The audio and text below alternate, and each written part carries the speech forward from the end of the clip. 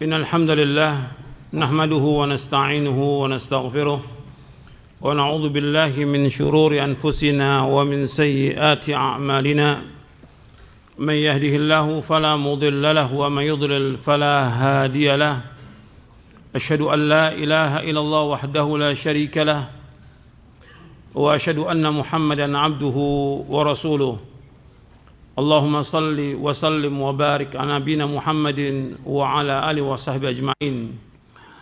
أيها الإخوة أعزكم. Masalah dakwah merupakan masalah yang mulia karena para anbiya wa rusul alaihi wassalatu wassalam tugasnya mereka berdakwah, mengajak manusia untuk mentauhidkan Allah Subhanahu wa taala. Para nabi, para rasul tugasnya mereka berdakwah, mengajak manusia kepada agama yang hak, mengajak manusia untuk mentauhidkan Allah, menjauhkan segala macam perbuatan syirik. Ini merupakan perbuatan yang mulia. Makanya di muka bumi tidak ada perkataan yang paling baik melainkan orang yang mendakwahkan dakwah. Allah berfirman dalam surah Fussilat di ayat 33, "Wa man ahsanu qawlan mimman da'a ila Allah wa 'amila salihan wa qala innani minal muslimin." Dan tidak ada orang yang paling baik perkataannya melainkan orang yang mengajak manusia ke jalan Allah dan dia beramal soleh dan dia termasuk orang-orang Islam. Jadi orang yang berdakwah itu merupakan orang yang paling baik perkataannya di muka bumi ini sesuai dengan nas Al-Quran, dan dia melakukan amal-amal soleh. Kemudian juga orang yang berdakwah itu ganjarannya sangat besar. Nabi SAW bersabda kepada Ali bin Abi Thalib radhiyallahu an, "La ayyahdiyallahu bika rajulan wahidan khairun laka min humrin na'am." Engkau menunjuki manusia satu orang itu lebih baik daripada onta-onta yang merah. Engkau menunjuki satu orang lebih baik daripada onta-onta yang merah.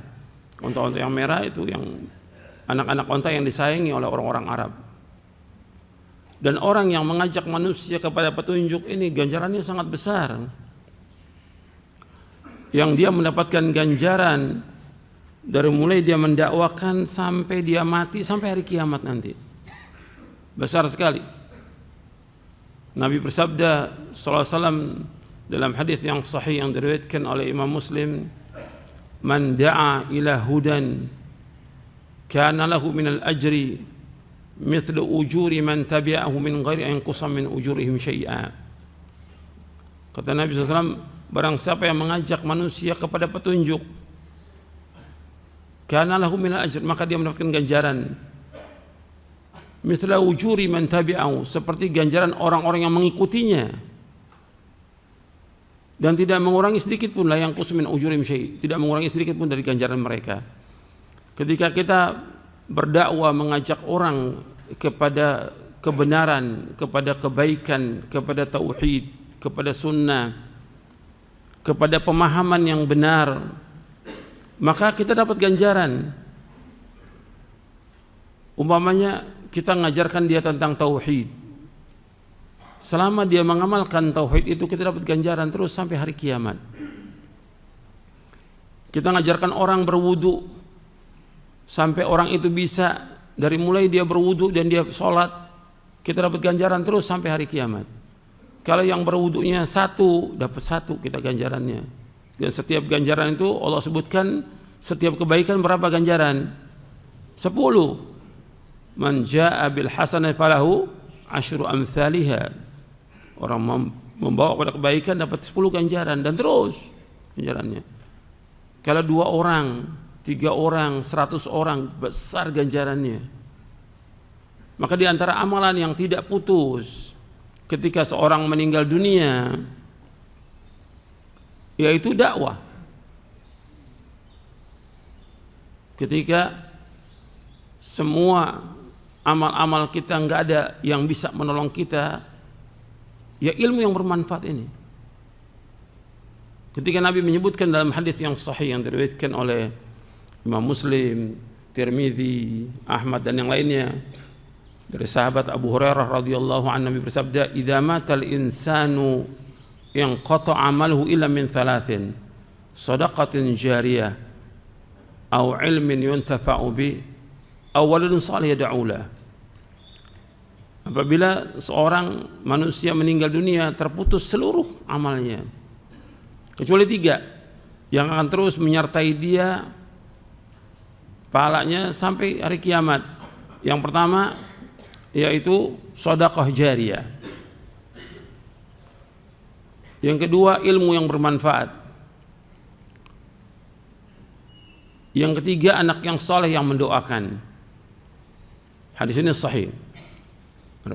Imam Muslim, Ahmad, Tirmidzi dan yang lainnya.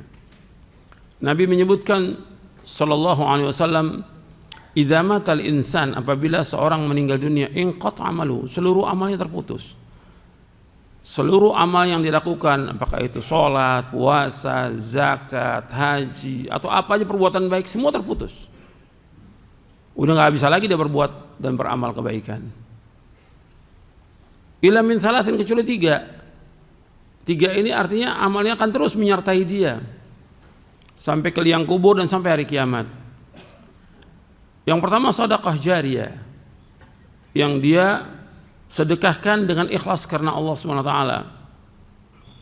Maka dikatakan jariyah karena mengalir terus pahalanya. Yang kedua ilmu yang bermanfaat yang dia ajarkan kepada manusia. Yang ketiga anak yang saleh. Yang antum harus perhatikan bahwa anak yang saleh yang mendoakan, lafadznya waladun saleh yad'u lah. Perhatikan tuh, anak yang saleh yang mendoakan, bukan anak saleh yang mensedekahkan, bukan anak yang saleh menghajikan, bukan, anak saleh yad'u lah, yang mendoakan dia. Di hadis ini Nabi sebutkan amal-amal yang terus mengalir bagi seorang yang meninggal dunia. Di antaranya ilmu yang dia sampaikan kepada manusia, yang didakwahkan. Yang didakwahkan karena Allah akan terus menemani dia sampai di liang kubur dan sampai hari kiamat. Ganjarannya besar. Dalam hadis yang lain banyak sekali lah menyebutkan tentang keutamaan kita memberikan petunjuk, mengajarkan orang dan segala macam. Kalau ini ganjarannya besar, berarti semua ini harus kita lakukan semata-mata karena Allah. Jangan mengharapkan sesuatu dari manusia. Saya sudah sampaikan di majelis ini tentang bagaimana para anbiya war rusul alaihi wassalatu wassalam, mereka berdakwah semuanya karena Allah. Dan mereka enggak minta upah. Dan ayat-ayatnya sudah saya bacakan, banyak sekali ayatnya dalam Al-Quran yang menjelaskan tentang para nabi dan para rasul alaihi wassalatu wassalam. Mereka itu berdakwah semuanya karena Allah. Allah SWT ketika menyebutkan tentang para anbiya wa rasul alaihi wassalatu wassalam, disuruh Nabi Muhammad SAW untuk mengikuti jejak mereka. Di dalam surah Al-An'am di ayat 90, ulaika alladzina hadallah fabihudahu muqtadi qul la as'alukum alaihi ajra in huwa illa dzikra lil alamin. Mereka adalah orang-orang yang mendapatkan petunjuk dari Allah, maka dengan petunjuk mereka itulah kalian mencontoh. Artinya disuruh Nabi Muhammad mencontoh petunjuknya para anbiya war rusul alaihi wassalatu wassalam. Di antaranya apa? Qul la as'alukum alaihi ajra in huwa illa dzikra lil alamin. Katakanlah, aku tidak minta upah kepada kalian dari dakwahku, sesungguhnya ini merupakan peringatan bagi sekalian alam. Surah Al-An'am ayat 90. Begitu juga Allah berfirman dalam surah Hud di ayat 29, wa ya qaumi la as'alukum alaihi malan in ajriya illa 'ala Allah. Nabi Nuh berkata kepada kaumnya, wahai kaumku, aku enggak minta kepada kalian harta, sesungguhnya upahku atas Allah. Dan banyak lagi yang lain. Antum lihat lagi dalam surah Asy-Syu'ara, berulang-ulang Allah sebutkan dalam surah Asy-Syu'ara di ayat 109, 127, 145, 164, 180, Nabi Nuh, Nabi Hud, Nabi Saleh, Nabi Lut, Nabi Syuaib alaihi wassalatu wassalam, mereka semua mengatakan, wa ma as'alukum alaihi min ajr in ajriya illa ala rabbil alamin. Aku enggak minta upah dari kalian, sesungguhnya upahku ditanggung oleh Allah Rabbul Alamin. Ayat-ayat ini banyak. Saya akan nanti bacakan hadis-hadisnya. Bahwa ini semua nabi, semua rasul alaihi wasallam mengatakan kepada umatnya, wa ma as'alukum alaihi min ajr in ajriya illa ala rabbil alamin. Aku enggak minta upah dari dakwahku ini. Ganjaranku, upahku itu ditanggung oleh Allah Rabbul Alamin. Makanya para anbiya wa rasul alaihi wasallam mereka juga berusaha. Mereka punya usaha. Mereka ada yang dagang, ada yang pandai besi, ada yang tukang kayu, dan yang lainnya. Dan mereka makan dari jerih payah sendiri, tidak makan dari upah dalam berdakwah, tidak. Nabi Daud alaihi salatu wassalam sebagai raja, sebagai khalifah, sebagai nabi, kata Nabi Muhammad SAW, kana ya'kulu min amali yadi. Beliau makan dari usaha tangannya sendiri. Ini mulia. Ini ayat-ayat Al-Quran disebutkan oleh Allah. Apa cuma sekedar sebutan aja atau kita ngambil pelajaran dari situ? Pasti ada pelajarannya, pasti ada fikihnya. Agar para umat yang mengikuti jejak para nabi, agar mengikuti jejak mereka. Kan Allah menyebutkan di surah Al-An'am ayat 90, ulaika alladzina hadallahu fabihudahum muqtadi. Fabihudahum muqtadi. Mereka lah orang yang dapat petunjuk dari Allah, maka kalian mengikuti petunjuknya mereka. Ini Al-Quran. Kalau sudah datang Quran, kewajiban kita sami'na wa ata'na. Jangan dibantah. Allah menyebutkan bahwa sikap orang yang beriman itu, kalau sudah datang dalil, dia mengucapkan sami'na wa ata'na. Innama kana qaulal mu'minin idza du'u ila Allah wa rasulih yahkuma bainahum ay yaqulu sami'na wa ata'na wa ulaika humul muflihun. Surah An-Nur surah 24 ayat 51. Innama kana qaulal mu'minin, sesungguhnya ucapan orang-orang beriman, idza du'u ila Allah wa rasulih, apabila diajak kepada Allah Rasulnya, liyahkuma bainahum, untuk dihukumi di antara mereka, ay yaqulu sami'na wa ata'na. Ya, mereka berkata kami mendengar dan kami taat, wa ulaika humul muflihun, dan mereka lah orang-orang yang sukses, orang-orang yang beruntung. Sekarang saya akan bacakan hadis-hadis Nabi SAW. Karena ini masalah dakwah, masalah penting. Masalah penting, masalah besar. Gitu. Orang berdakwah dia harus ikhlas karena Allah dan tidak mengharapkan sesuatu dari manusia. Ketika dia mengharapkan upah, ketika dia mengharapkan uang dari dakwahnya, ya nggak dapat ganjaran, nggak dapat pahala. Hilang tuh semua keutamaan yang berkaitan dengan dakwah ini, hilang semuanya. Sedangkan orang beriman, dia ingin dengan dakwahnya dia mendapatkan ganjaran dari Allah Taala. Dan Nabi sudah sebutkan ganjarannya, sallallahu alaihi wasallam. Ketika Nabi sudah sebutkan ganjarannya, supaya orang itu mengharapkan ganjaran dari siapa? Dari Allah.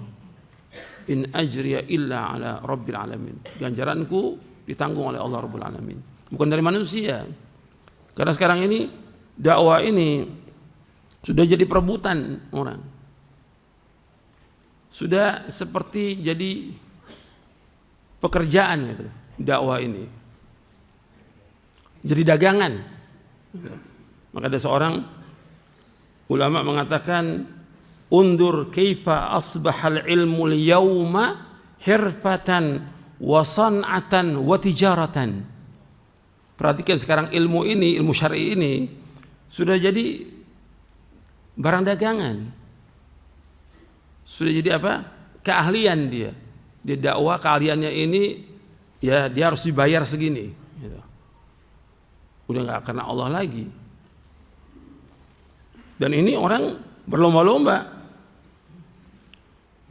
Bahkan seorang masyayikh mengatakan, walaqad asbahal aqlu bid-dini fi waqtina fadilatun fiha yatanafasul mutanafisun. Sekarang ini orang cari makan dengan agama ini di waktu kita sekarang ini sepertinya satu keutamaan yang orang kejar-kejaran. Semua masuk di medan dakwah ini untuk cari apa? Cari uang. Maka kalau kita tanya, kenapa sekarang ini banyak ruwaibidah, banyak orang-orang yang tidak paham agama, yang tidak ngerti agama, orang bodoh masuk untuk dakwah. Karena apa? Karena di situ ada apanya? Ada uangnya. Orang berusaha bagaimana mencari uang dengan dakwah ini. Dan kemudian berbangga-banggalah satu ustadz dengan ustadz yang lain. Ya, itu orang cuma punya motor, saya alhamdulillah punya mobil. Terus terganti lagi mobil lagi. Jadi udah jadi kebanggaan, berlomba-lomba mencari uang dengan dakwah. Ini nggak pernah dilakukan oleh salafus saleh. Nggak pernah. Semua mereka lakukan karena Allah. Nggak mengharap sesuatu dari manusia, tidak. Sebagian para anbiya wa rasul. Kemudian sekarang kalau orang itu mencari uang dengan dakwah, apakah ada ancamannya? Ada. Ada. Saya akan bacakan. Ini saya ambil dari kitab Mawsu'atul Manahi Asy-Syar'iyyah fi Sahih Sunnah An-Nabawiyah. Mawsu'atul Manahi Asy-Syar'iyyah fi Sahih Sunnah An-Nabawiyah. Atau dalam bahasa Indonesia sekarang sudah diterjemahkan ensiklopedia larangan. Jadi ensiklopedia tentang larangan-larangan syar'i di dalam sunnah Nabi yang sahih, yang ditulis oleh Syekh Abi Usama Salim bin Id al-Hilali di dalam Kitabul Ilmi di bab yang ke-43, babun nahyi an takassub bil Quran, bab larangan mengambil upah dari Al-Quran. Diriwayatkan beberapa riwayat. Saya bacakan semua riwayatnya. Ada 6 riwayat. Yang pertama riwayatnya dari sahabat Abu Darda radhiyallahu anhu, bahwasanya Rasulullah SAW bersabda, man akhadha ala ta'limil Qur'ani qausan qalladahu Allahu qausan min narin yaumal qiyamah. Dari sahabat Abu Darda radhiyallahu anhu, bahwasanya Rasulullah SAW bersabda, barang siapa yang mengambil upah, barang siapa mengambil sebuah busur panah sebagai upah dari mengajarkan Al-Quran, maka niscaya Allah akan mengalungkan busur panah dari api neraka pada hari kiamat. Hadis ini hasan li ghairihi, diriwayatkan oleh Imam Ibnu Asakir dalam kitabnya Tarikh Dimashq. Kemudian yang kedua dari hadis Ubadah bin Samit, dari hadis Ubadah bin Samit radhiyallahu an, ia berkata, aku mengajarkan Al-Quran dan menulis, aku mengajarkan Quran dan menulis kepada ahlu suffah. Lalu salah seorang dari mereka menghadiahkan sebuah busur kepadaku. Kata Ubadah bin Samit radhiyallahu an, kata beliau, busur ini bukanlah harta, bukanlah uang, dan ini aku dapat gunakan untuk berperang di jalan Allah. Aku akan mendatangi Rasulullah SAW dan menanyakannya kepada beliau. Lalu aku pun menemui beliau dan berkata, wahai Rasulullah Sallallahu Alaihi Wasallam, seorang laki-laki yang aku ajarkan menulis dan membaca Al-Quran telah menghadiahkan sebuah busur kepadaku. Busur itu bukanlah harta berharga dan aku akan gunakan untuk berperang di jalan Allah. Maka Rasulullah SAW bersabda, in kunta tuhibbu an tutawwaqa tawqan min narin faqbalha. Jika engkau suka dikalungkan dengan kalung dari api neraka, maka terimalah. Hadis ini sahih, diriwayatkan oleh Imam Abu Daud, Ibnu Majah, Ahmad, Al-Hakim dan Baihaqi. Al-Hakim berkata hadis ini sahihul isnad. Anda perhatikan di sini, di hadis yang kedua ini, hadis Ubadah bin Samit radhiyallahu an. Ayat-ayat yang tadi saya bacakan bahwa para anbiya mengatakan kepada umatnya, kul ma as'alukum alaihi min ajr in ajriya illa rabbil alamin. Aku enggak minta upah dari kalian, sesungguhnya upahku, dan ini merupakan peringatan. Kemudian juga dalam surah Al-Furqan ayat 57 Allah berfirman, qul ma as'alukum alaihi min ajr illa man syaa'a yattakhidha ila rabbi sabila. Aku enggak minta upah dari dakwahku ini kepada kalian,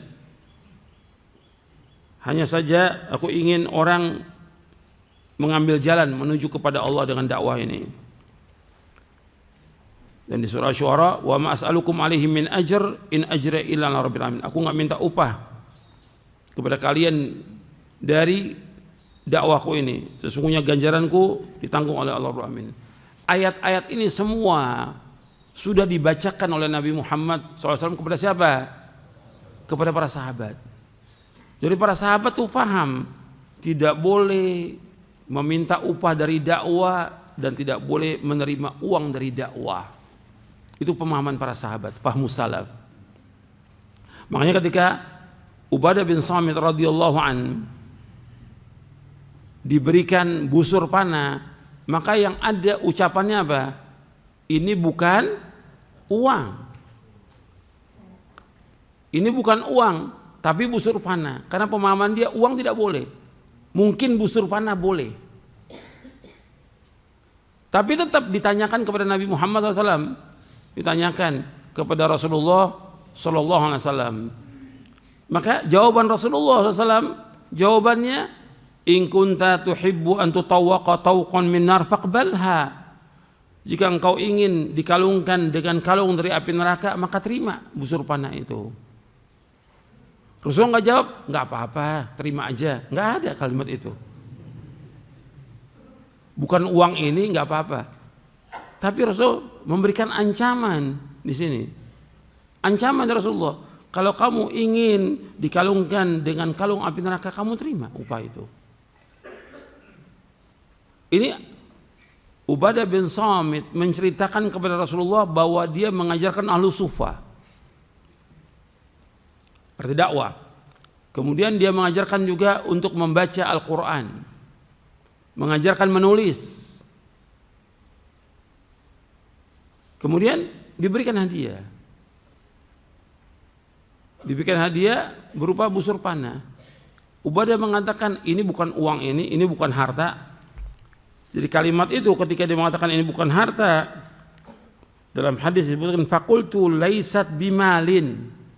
Ini bukan harta. Berarti pemahaman Ubadah bin Samit dan para sahabat yang lainnya bahwa kalau menerima uang dari mengajarkan ilmu syar'i ini, hukumnya boleh atau tidak? Tidak boleh, pemahaman sahabat ini, pemahaman salaf ini. Kemudian dia mengatakan, aku akan tanyakan kepada Rasulullah. Ditanyakan. Kemudian Rasul menjawabnya seperti yang tadi saya bacakan hadisnya. Apabila engkau mau dikalungkan dengan kalung api neraka, maka terima. Ini bentuk ancaman ini bukan masalah kecil, masalah besar. Karena bagaimana dia dakwah kemudian dia dengan itu masuk neraka, waliyadzubillah. Nasallahu sama'al afiyah. Dan hadis ini sahih dari Imam Abu Dawud, Ibnu Majah, Ahmad, Hakim. Dan ini dibawakan juga oleh Syekh Al-Albani dalam silsilah ahadits as-sahihah di juz yang pertama. Sekarang kita masuk yang ketiga. Hadis yang ketiga. Dari sahabat Imran bin Husain. Untuk melihat sahabatnya beda-beda yang meriwayatkan. Tadi Abu Darda, kemudian Ubadah bin Samit. Sekarang yang ketiga Imran bin Husain radhiyallahu anhuma, bahwa ia melihat seorang qari sedang membaca Al-Quran lalu meminta upah. Beliau mengucapkan kalimat istirja.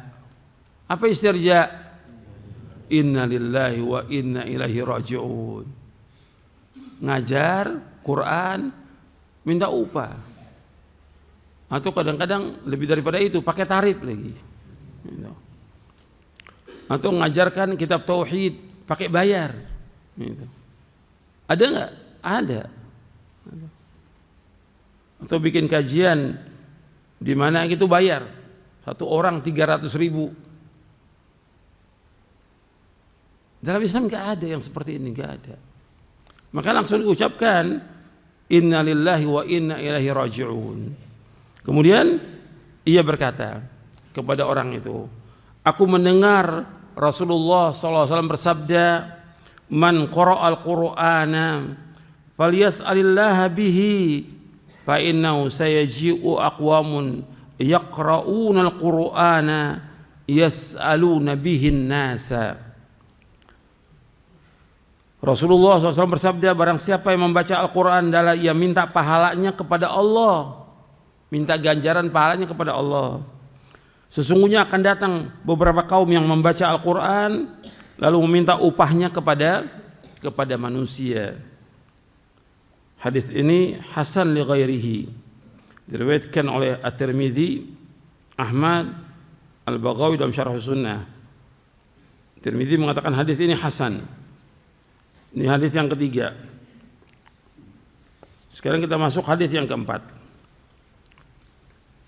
Dari sahabat Abu Sa'id Al-Khudri radhiyallahu an, bahwasanya ia mendengar Rasulullah SAW bersabda, ta'allamul Qur'ana was'alullah bihil jannata qabla an yata'allamahu qaumun yas'aluna bihi dunya fa innal Qur'ana yata'allamuhu thalathun rajulun yubahi bihi wa rajulun yasta'kilu bihi wa rajulun yaqra'u lillahi.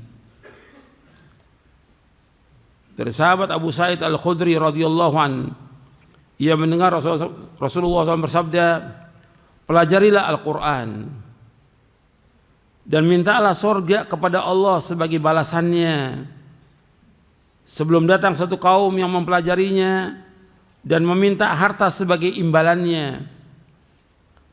Sesungguhnya ada 3 jenis orang yang mempelajari Al-Quran. Yang pertama, orang yang mempelajarinya untuk membangga-banggakan diri dengannya. Yang kedua, orang yang mempelajarinya untuk mencari makan. Dan yang ketiga, orang yang mempelajarinya karena Allah semata. Hadis ini hasan, diriwayatkan oleh Imam Ahmad, Al-Baghawi dan Al-Hakim. Jadi Nabi menyebutkan SAW, dan hadis ini dimasukkan oleh Syekh Al-Albani dalam silsilah hadits as-sahihah di juz yang pertama, hadis nomor 258 dalam silsilah hadits as-sahihah. Nabi menyuruh kita untuk belajar Al-Quran dan minta sorga. Dengan kita belajar Quran, dengan kita mengajarkan Quran, minta sorga kepada Allah SWT. Sebelum nanti akan datang beberapa kaum yang dia belajar Quran dan mengajarkan Quran tujuannya untuk minta dunia. Kalau minta dunia berarti minta apa? Uang, mengharapkan amplop, bahkan pakai tarif lagi. Quran dipelajari oleh 3 orang. Ada 3 jenis manusia. Yang pertama, orang yang belajar untuk bangga dengan Quran, bangga dengan bacaannya, bangga dengan suaranya, bangga dengan sanadnya, kebanggaan udah. Dan kalau saya lihat sekarang ini sanad ini semua untuk kebanggaan. Dan kalau mau dicek lagi siapa yang periksa sanad itu? Kalau dalam hadis kan ada rawi-rawinya, siapa yang periksa? Orang itu thiqah atau tidak. Jadi yang ada ini untuk kebanggaan. Kemudian yang kedua, orang yang mempelajarinya untuk cari makan. Dia belajar, dia ngajar untuk cari makan. Yang ketiga, orang yang belajarnya karena Allah semata. Kita harus jadi yang ketiga. Hadis ini hasan riwayat Imam Ahmad, Al-Baqawi, Hakim. Itu hadis yang keempat. Sekarang kita masuk yang kelima. Yang kelima. Dari sahabat Jabir bin Abdullah radhiyallahu anhu. Ia berkata, Rasulullah SAW keluar menemui kami. Saat itu kami sedang membaca Al-Quran. Di antara kami terdapat orang-orang Arab dan orang-orang Ajam.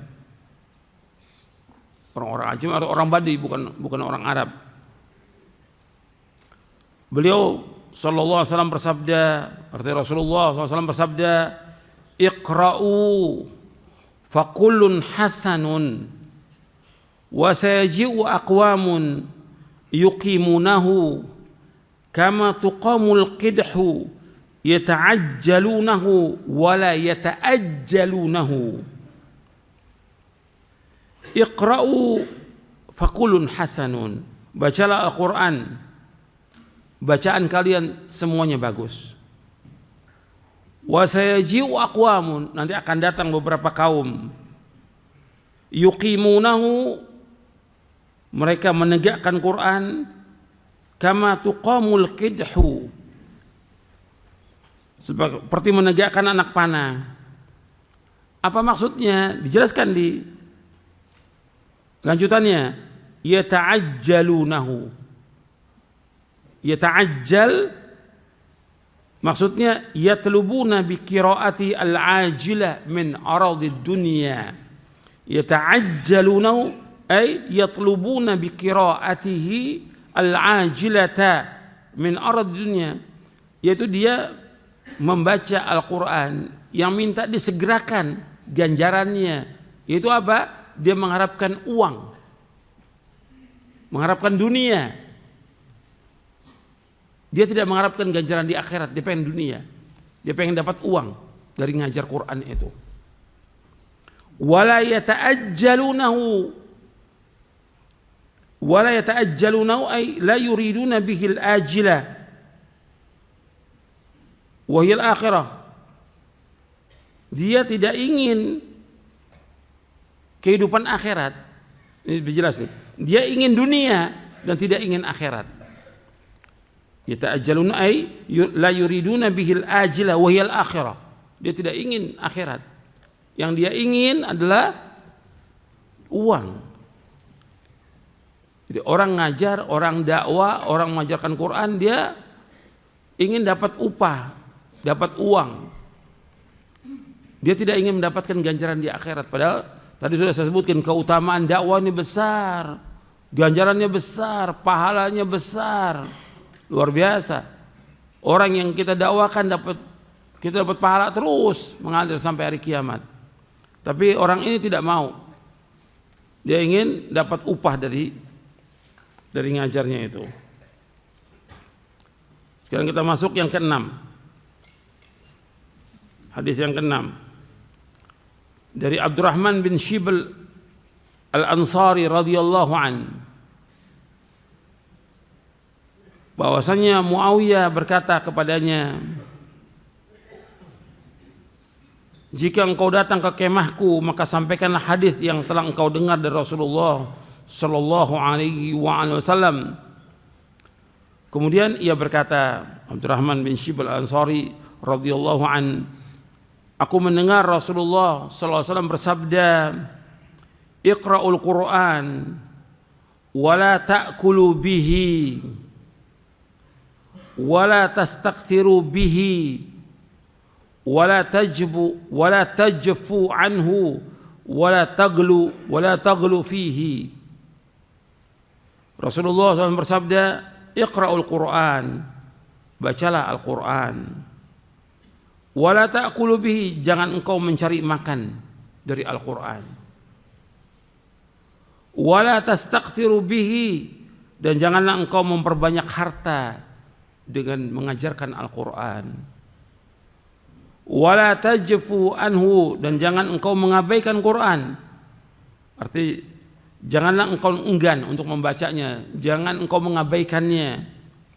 Wa la taghlu fihi, dan jangan engkau berlebihan dengan Al-Qur'an.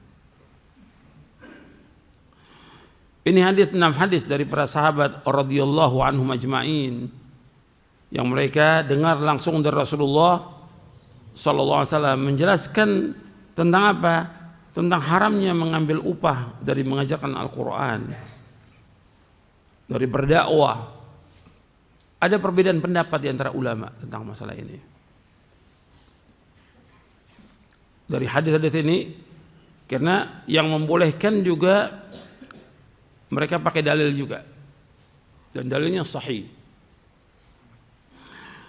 Itu hadis yang diriwayatkan oleh Imam Bukhari dari sahabat Abdullah bin Abbas radhiyallahu anhuma, inna ahaqqa ma akhadtum alaihi ajran kitabullah, sesungguhnya perkara yang paling berhak kalian ambil upahnya adalah kitabullah.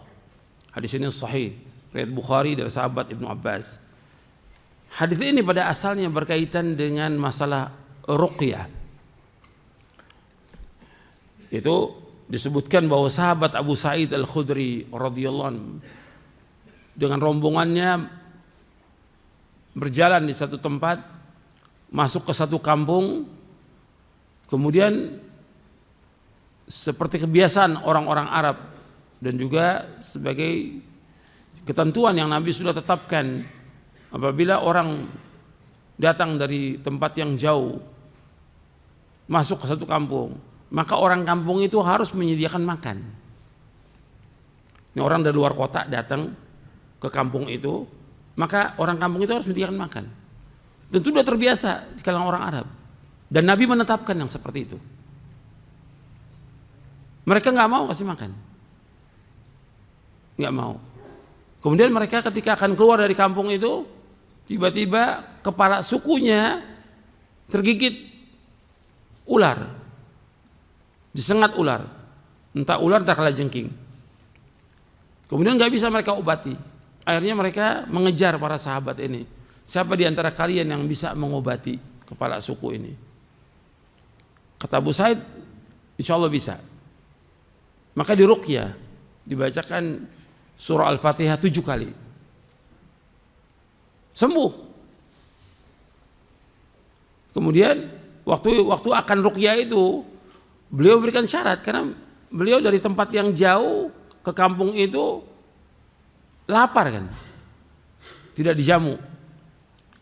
Syaratnya diberikan makan. Kemudian dari ruqyah sembuh, dikasih kambing.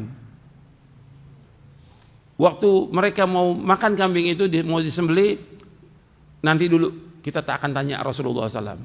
Sampai dibawa kambing itu kepada Rasulullah SAW. Ya Rasulullah, bagaimana saya, para sahabat ini cerita, kemudian dikasih ruqyah ke kambing.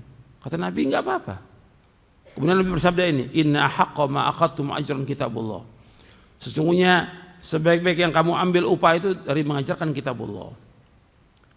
Hadis ini sebagian ulama menyebutkan bahwa ini berkaitan dengan ruqyah dan kondisinya tertentu. Bukan seperti sekarang orang cari duit dari ruqyah, bukan. Artinya kondisi dia seperti itu, maka boleh untuk mengambil upah. Adapun jumhur ulama mengambil boleh dengan dasar hadis ini. Jadi kalau kita lihat di sini ada 3 pendapat. Pendapat yang pertama, haram mengambil upah dari mengajarkan Quran dan juga berdakwah. Ini pendapatnya Imam Abu Hanifah. Pendapatnya Imam Abu Ishaq Ar-Rahawi dan juga yang lainnya yang berpendapat seperti ini. Bukan satu, banyak. Dan untuk yang sekarang ulama muasir ya Syekh Albani pendapatnya tidak boleh. Kemudian pendapat yang membolehkan yaitu pendapat Imam Malik dan Imam Syafi'i. Kemudian pendapat Imam Ahmad itu membolehkan tapi dengan ketentuan kalau memang dia membutuhkan. Artinya dalam kondisi darurat. Itu 3 pendapat. Tapi kalau kita mau wara', kita bertakwa kepada Allah, sebaiknya kita nggak ambil. Sekarang dalil-dalil itu jelas. Ancamannya apa tadi? Ancamannya apa? Neraka, bukan masalah kecil. Kemudian contoh para nabi dan para rasul alaihi wassalatu wassalam, mereka tidak mengambil upah dari dakwahnya. Maka yang terbaik bagi dia, ya dia tidak mengambil. Kita mengikut jejaknya para nabi dan juga para sahabat, mereka cari usaha sendiri, dagang, kerja, atau menjadi kuli. Seperti para ulama juga yang menjadi kuli. Dakwah tetap. Jadi mereka itu seperti itu karena darurat. Kalau ada yang mengambil karena darurat, ada juga yang membantah ini membawakan riwayat Abu Nuaim yaitu Fadl bin Dukain. Fadl bin Dukain ini seorang al-hafidh al-kabir, Syekhul Islam. Di dalam kitab Syiar A'lamin Nubala di juz yang ke-10 di halaman 152.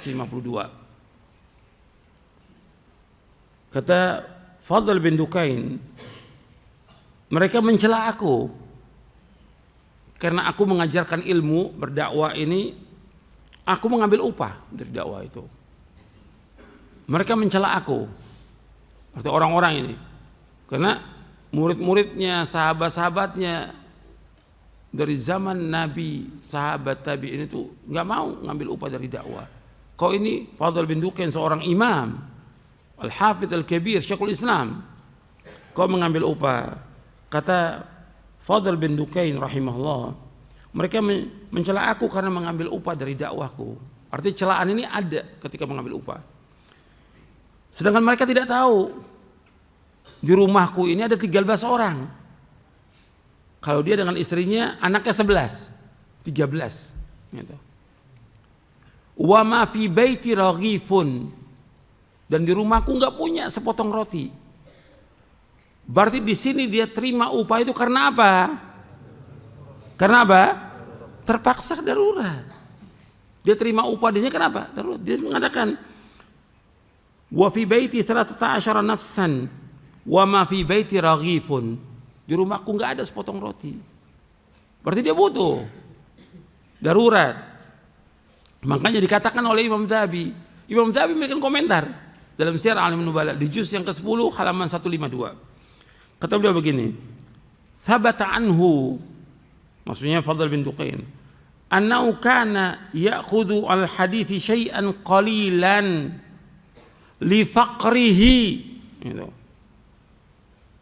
Memang ada riwayat yang sahih dari Fadl bin Dukain rahimahullah bahwa dia mengambil upah dari dia mengajarkan hadis sedikit, syai'an qalilan, sedikit sekali. Karena apa? Li faqrihi, karena dia fakir betul, nggak punya apa-apa. Berarti kondisi dia apa di sini? Darurat. Sedangkan kaidah ad-darurah tubihul mahdzurat. Darurat membolehkan yang dilarang. Kalau upah itu nggak boleh, ini darurat, berarti membolehkan. Ad-darurah tubihul mahdzurat. Jadi darurat itu membolehkan yang dilarang. Ini dibawakan oleh orang yang membantah tapi nggak disebutkan kondisinya. Kondisi apa di sini? Darurat. Dan kaidah darurat boleh. Atau dalam Al-Quran orang makan bangkai boleh atau tidak? Boleh ketika darurat. Famaniturra ghaira baghin wala adin. Nah, ini juga demikian. Kemudian juga yang harus antum ingat lagi, bahwa ketika kita belajar, syarat kita menuntut ilmu syar'i untuk mendapatkan pahala dari kita belajar ilmu syar'i ini, syaratnya apa? Ikhlas. Ketika dia mengharapkan dunia, Nabi menyebutkan apa? Tidak mencium aroma sorga. Nabi bersabda SAW, man ta'allama ilman mimma yubtagha bihi wajhullah la yata'allamuhu illa liyusiba bihi aradan minad dunya lam yajid arfal jannati yaumal qiyamah. Barang siapa yang menuntut ilmu, belajar ilmu syar'i yang mestinya dilakukan karena Allah, mengharapkan wajah Allah, tapi dia menuntut ilmunya untuk mengharapkan dunia, mengharapkan uang atau jabatan atau kedudukan, maka kata Nabi SAW, lam yajid arfal jannati yaumil qiyamah, maka dia tidak akan mendapatkan aroma sorga pada hari kiamat. Dia tidak mendapatkan aroma sorga pada hari kiamat. Hadis ini sahih, diriwayatkan oleh Imam Ahmad, Abu Daud, Ibnu Majah dan Al-Hakim. Enggak mencium aroma sorga. Ini ketika dia menuntut ilmu syar'i. Kalau dia sudah menuntut ilmu syar'i, dia belajar, apakah dia belajarnya di pondok, di Libya, di Madinah, di Yaman, di Al-Azhar atau yang lainnya, dia belajar. Pulang kewajiban dia apa? Dakwah. Wajib dia berdakwah. Ketika dia berdakwah, syaratnya dakwah untuk dapat ganjaran apa? Ikhlas. Ketika nuntut ilmu dia wajib ikhlas, ketika dia berdakwah juga wajib ikhlas. Jelas nggak sampai sini nih? Jelas. Ini dalil nih yang saya bawakan, dalil. Bukan dongeng, ini dalil ini. Harus ikhlas. Semua lakukan karena Allah SWT. Apa kalau dia nggak terima upah itu, kemudian dia nggak makan? Tetap dia akan makan, kecuali kondisi yang sangat terpaksa, gitu. Makanya kalau kita lihat para sahabat, dia punya usaha sendiri, dagang. Para anbiya juga demikian, alaihimussalatu wassalam. Para sahabat radhiyallahu anhum juga demikian, mereka punya usaha. Para imam juga demikian, para imam. Gitu. Dan mereka nggak mau mengambil upah. Dan kalau antum lihat kitab-kitab yang menjelaskan tentang apa biografi para ulama, mereka tuh menyebutkan tentang tidak boleh mengambil upah dari mengajar. Biografinya para imam seperti Imam Al-Qudwah Abu Hazim, itu Salamah bin Dinar. Kata beliau, la takunu aliman hatta yakuna fika thalathu khisalin. Engkau tidak akan menjadi orang alim sampai ada padamu 3 perkara. Yang pertama, la tabghi ala man fawqaka. Yang kedua, wala tahkir man dunaka. Yang ketiga, wala ta'khudh ala ilmika dunya. Kata Abu Hazim Al-Imam Al-Qudwah rahimahullah, Salamah bin Dinar rahimahullah, tidaklah seorang menjadi orang alim sampai terkumpul padanya 3 perkara. Yang pertama yaitu dia janganlah engkau melewati orang yang di atasmu, jangan melampaui batas, jangan merasa angkuh sombong dengan orang yang di atasmu. Arti guru, ustadz itu arti orang yang di atas kita. Jangan merasa kita sombong, adab kita kepada guru tuh jaga tuh. Gitu. Jangan merasa jadi orang alim, jangan. Meskipun antum udah banyak baca ratusan kitab, antum punya guru, antum hormati guru antum. Jangan melewati batas. Gitu. Yang kedua, wala tahkir man dunak. Jangan engkau melecehkan, meremehkan orang yang di bawahmu. Yang ketiga, ini yang jadi syahid di sini. Wala taqut ala ilmika dunia. Jangan engkau mengambil upah dari engkau mengajarkan ilmu. Jangan engkau mengambil upah dari mengajarkan ilmu. Ini dibawakan oleh Imam Az-Zahabi dalam kitabnya Syiar A'lamin Nubala di juz yang ke-6 di halaman 98. Pernah ditanyakan kepada Abdullah ibn Mubarak tentang orang-orang yang rendah. Famanis safilah, safilah itu orang yang rendah, orang hina. Kata beliau, alladzina ya'ishuna bidinihim, yaitu orang-orang yang dia cari makan dengan agamanya. Cari makan dengan agamanya. Ini dalam Syiar A'lamin Nubala di juz yang ke-8. Kemudian yang sering saya bawakan juga perkataan Abu Aliyah yang wafat tahun 73 Hijriah, dia seorang tabi'i. Abu Aliyah tabi'i. Kata beliau, alim majjanan kama ulimta majjanan. Ajarkan manusia dengan gratis sebagaimana engkau juga nuntut ilmu dengan gratis. Ini dalam Syiar A'lamin Nubala juz yang ke-11. Dan juga para ulama menceritakan bagaimana para sahabat, tabi'in, tabi'ut tabi'in, mereka kalau ngajar tidak mengambil upah. Seperti Imam Sufyan Ats-Tsauri rahimahullah menceritakan tentang Dhahhak bin Muzahim, seorang tabi'i.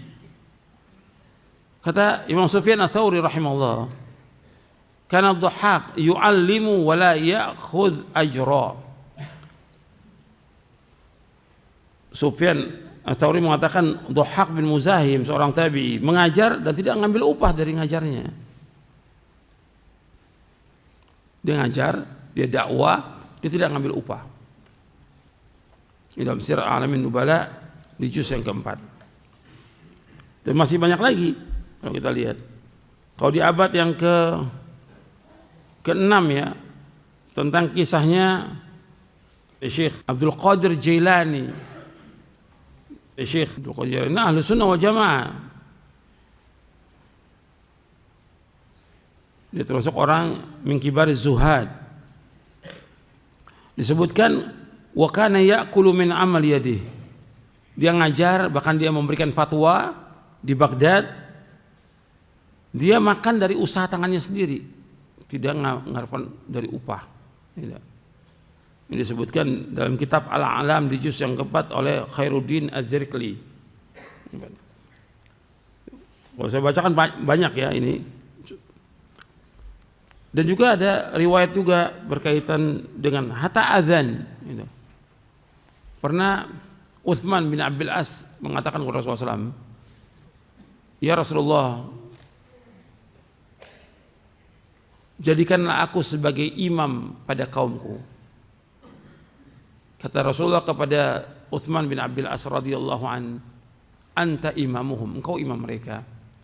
Waqtadi bi'adhafihim, wattakhidh mu'adzinan la ya'khudhu ala adhanihi ajra. Akhrajahul khamsah. Dari Utsman bin Abdul As radhiyallahu an, ia berkata, aku berkata Rasulullah, ya Rasulullah, jadikan aku sebagai imam bagi kaumku. Anta imam, engkau imamnya. Waqtadi bi'adafim, engkau jadikan sebagai contoh bagi orang yang lemah. Artinya kalau jadi imam itu jangan baca yang panjang sekali, jangan. Lihat di belakang kamu ada orang-orang yang lemah. Gitu.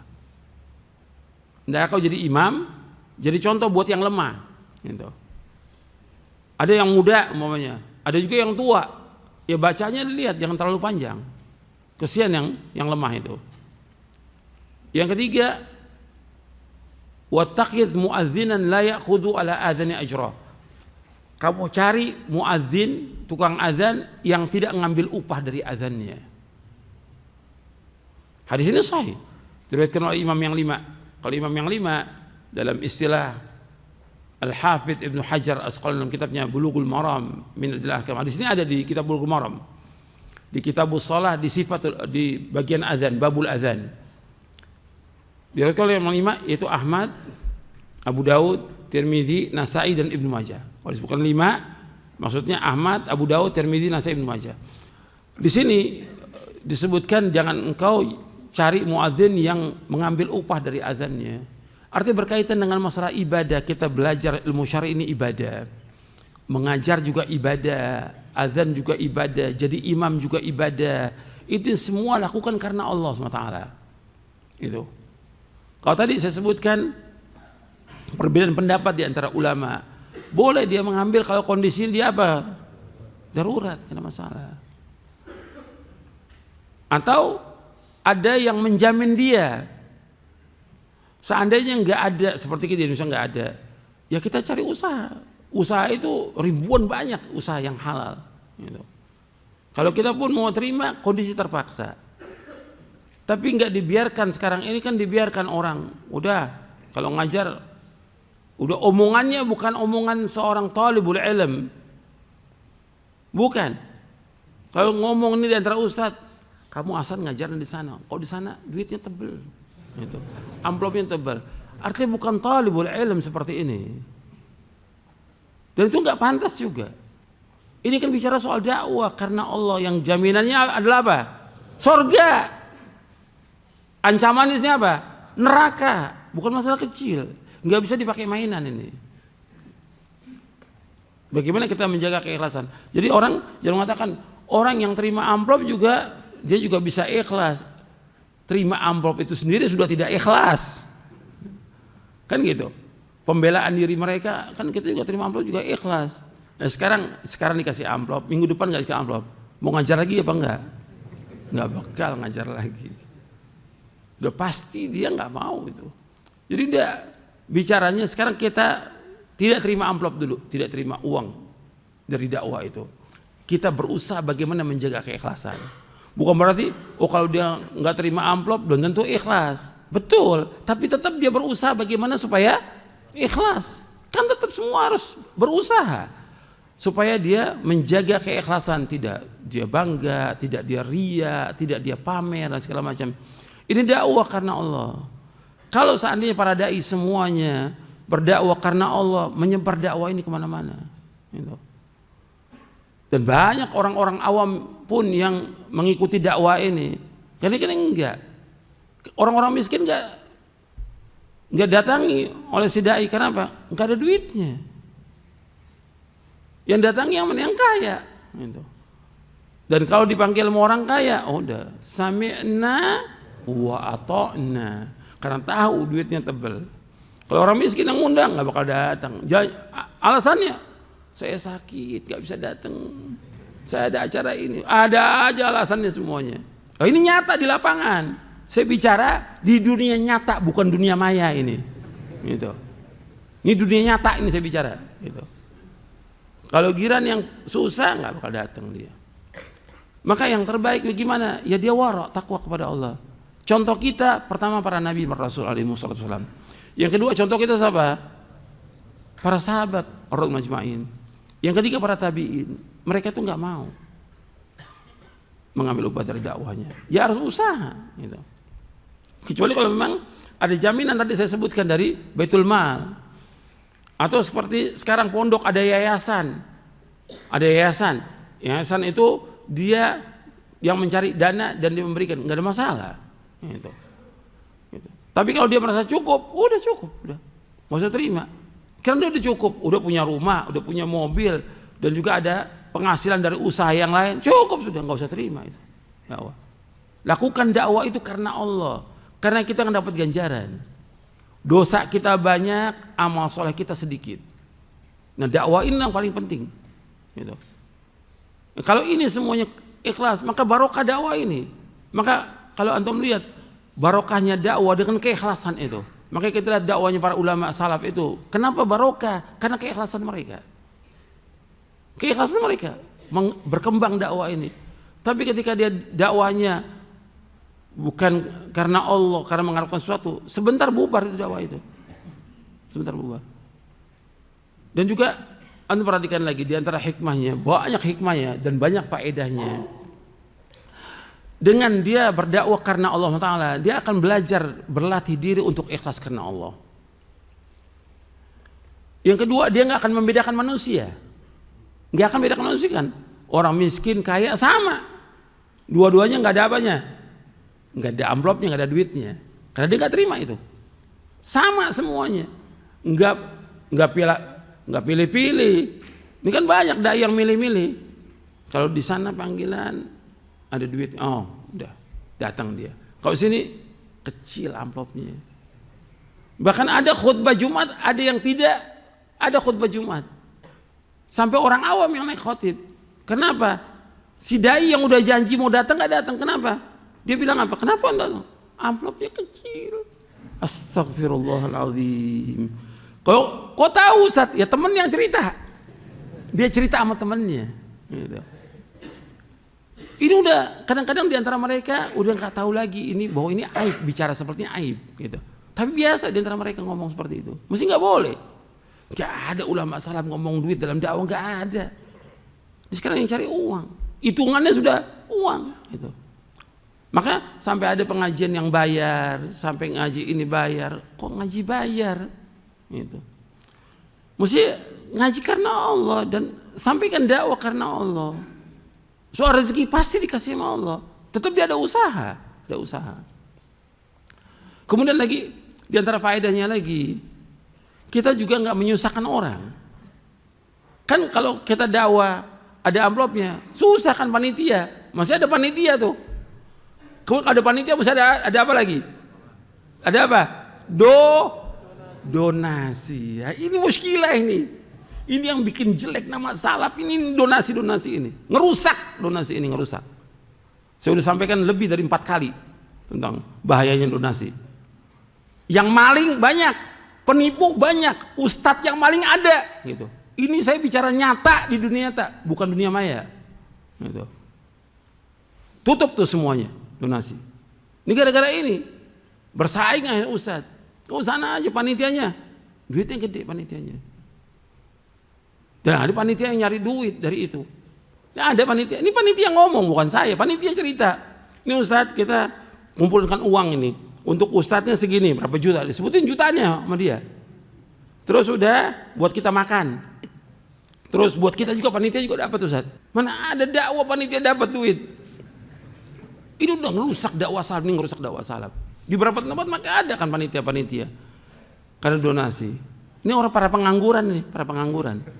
Nggak ada kerjaan, ahsan ini dari dakwah dapat duit.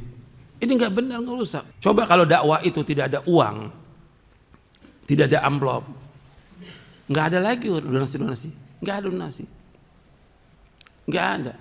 Dulu dakwah nggak ada orang pakai panitia pakai, nggak ada sama sekali, nggak ada. Jalan dakwah karena Allah SWT. Gitu. Paling ada satu orang muhsinin yang bantu, ada muhsin yang bantu dia untuk dakwah. Udah selesai. Tapi ini kan enggak sekarang ini, terus donasi. Sampai setiap ada dakwah itu kan bikin malu kita. Siapkan apa?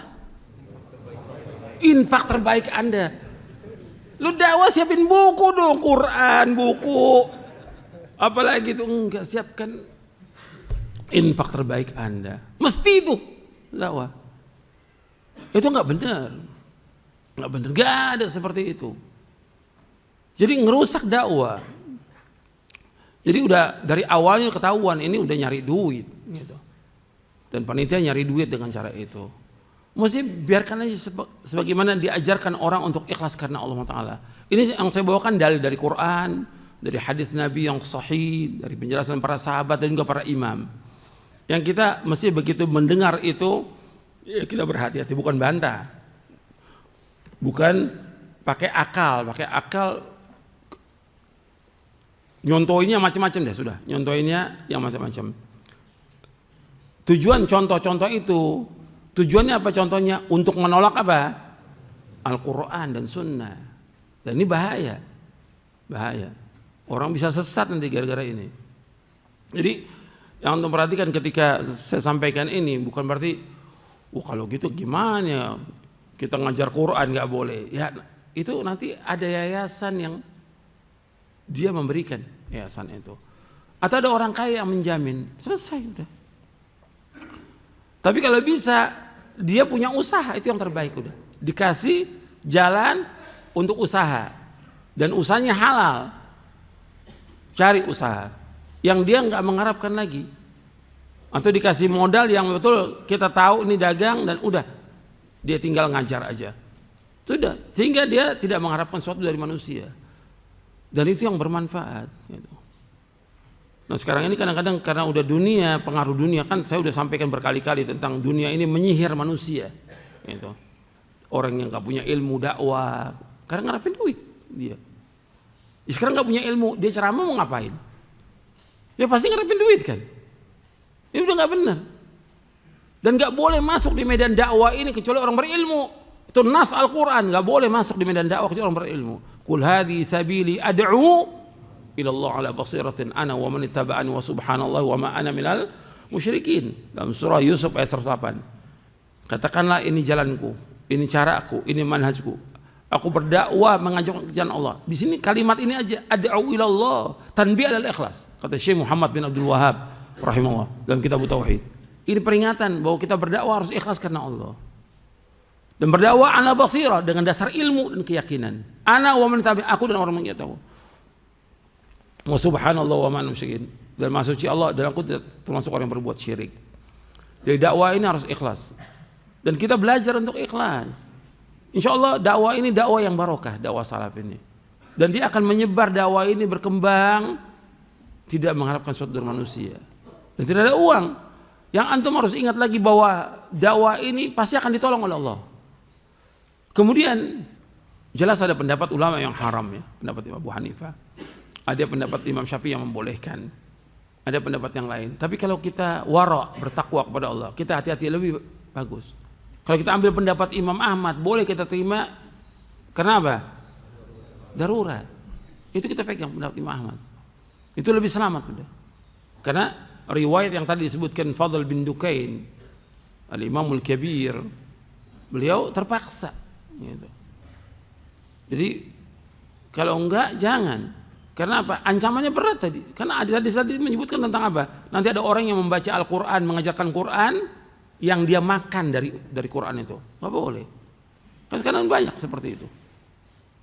Pasang tarif udah kalau ngajarin Quran, baca Quran, bahkan orang berlomba-lomba bikin rumah Quran gitu. Kalau dia ngajar karena Allah nggak ada masalah, ngajarkan. Dan nggak perlu berlama-lama ngajar, masa ngajarin baca Quran sampai setahun, sebulan juga orang bisa baca, gitu. Dan ini terus diperlama. Kalau tambah lama kan tambah apa? Tambah uangnya. Banyak yang nggak beres ini. Ini harus diperbaiki. Tujuan saya menyampaikan ini sebagai nasihat, untuk kebaikan kita. Karena ini dakwah penting dan harus dipikul oleh orang yang betul-betul yang amanah, orang-orang yang ikhlas, orang-orang yang mau berjuang untuk menegakkan agama ini. Dakwah ini pasti akan ditolong oleh Allah, pasti udah. Itu nas, baik Al-Quran maupun hadis Nabi yang sahih. Dan kita rezeki kita sudah dijamin sama Allah Taala. Bukan berarti kalau kita nggak terima amplop itu kita nggak makan, pasti insya Allah rezeki dikasih. Karena ulama salaf yang terdahulu itu lebih susah daripada kita. Mereka nggak mengharapkan sesuatu dari manusia. Bahkan di antara mereka tidak mau terima uang dari penguasa, tidak mau di antara mereka. Seperti Imam Sufyan Ats-Tsauri, Abu Hanifah dan nggak mau terima. Dikasih uang oleh penguasa nggak mau terima.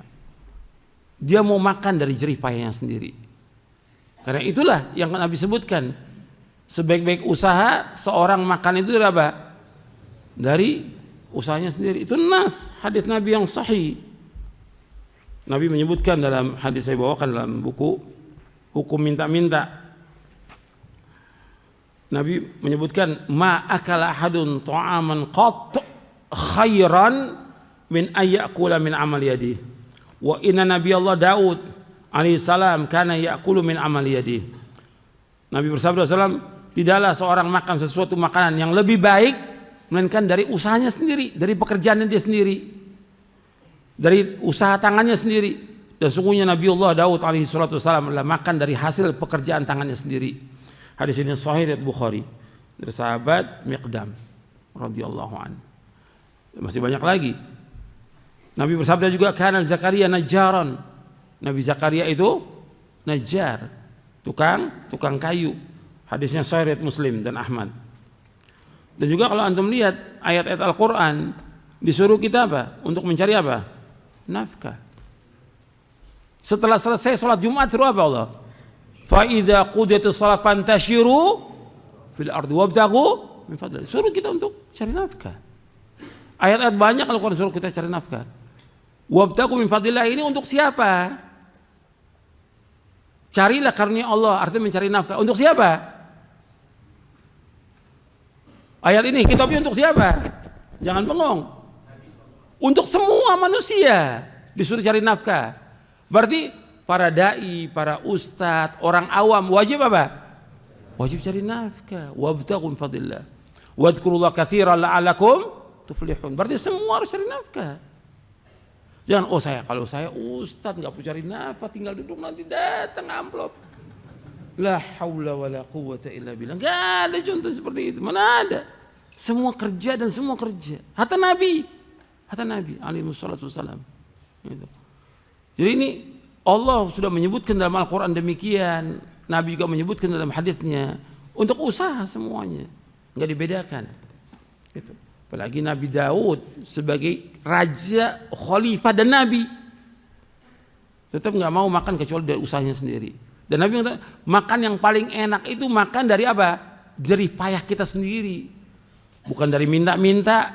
Kalau minta-minta hukumnya haram dalam Islam atau mengharapkan suatu manusia. Orang beriman yang dikatakan dia tauhidnya benar itu nggak mengharapkan sesuatu dari manusia. Itu biasakan hati kita tidak mengharapkan sesuatu dari manusia. Jangan mengharap. Kita gantungkan hati kita kepada Allah, tawakal kepada Allah.